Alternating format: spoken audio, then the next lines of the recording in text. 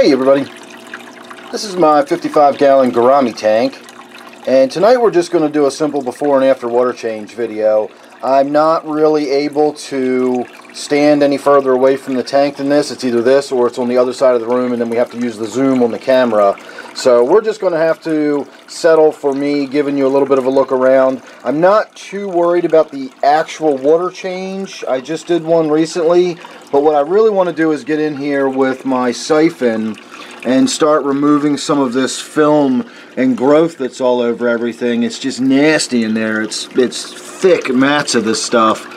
So I really need to get in there and start getting that stuff cleared away. I mean, if you get really close to it and zoom in, you can just see how thick and gross it is. So in addition to that, you can see how it's growing on the fern here. I've got all the way over here, it's still growing on the fern. Not too worried about it on the back glass. I just want to get it off of a lot of the growing stuff and just kind of get the tank cleaned out. Every now and again you need to get in here and do a massive clean out of this kind of stuff apparently. I've never had it grow like this bad in this tank. I'm not really sure what's going on or why it's so thick like that. Didn't even notice I got a little corridor sitting up here on one of the leaves.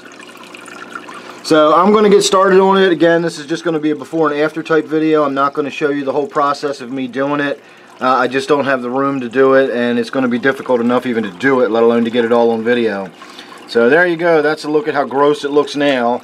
Let me get the water change done, and we'll have a look in a few minutes, and we'll see what it looks like then. Alright, we are just finished, so there's still a bunch of detritus and everything blowing around the tank, and everybody's still all scattered around and hiding in their caves and whatnot. Tank's a bit of a mess, but it's getting late, so I want to get this video wrapped up. We did the before. I tried to do a little bit of head cam video, but it really just wasn't working out right. The weird angle I had to get in here to try to get everything done. I know we got glare and everything. Again, I apologize for the abruptness of this video, but that's what you're getting tonight. And you can see I got in there. I got a lot of it out, but I still have a lot of it in there. I'm really going to have to get in and do a much better job at clearing this out, and I think that better job is going to entail getting in there with some treatment. I'm going to use my Chemi-Clean.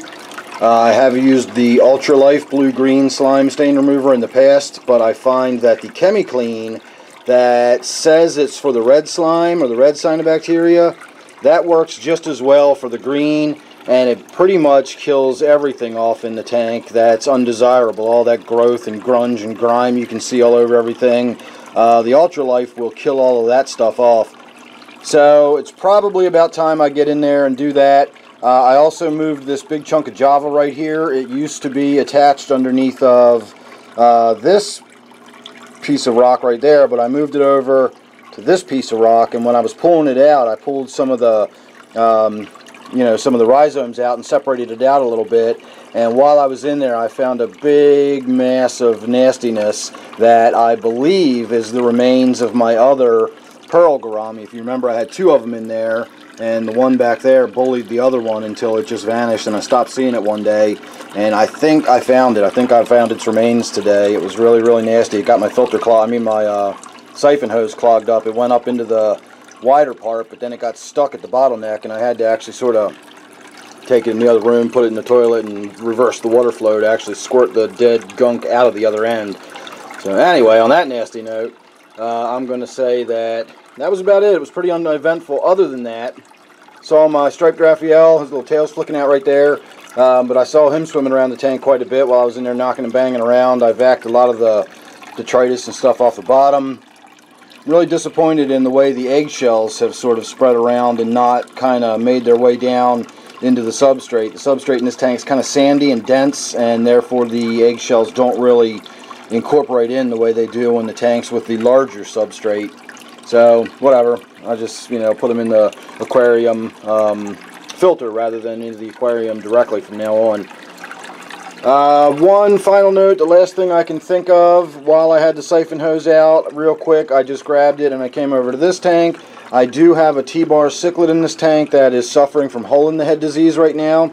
It's not a very bad case of it, but I am trying to keep the tank clean and do as much poop removal as I can, because I've got a very big pleco in this tank, and it's just a pooping machine, and it builds up really quickly in here. So I was able to get in this tank and do a little bit of maintenance too while we were at it, so that's a bonus.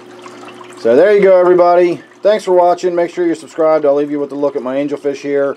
Don't forget, the tank we were just looking at was my Gourami tank, and then this one, of course, is my T-bar tank. So thanks again for watching. Hope you enjoyed, and I will see you real soon in the next one.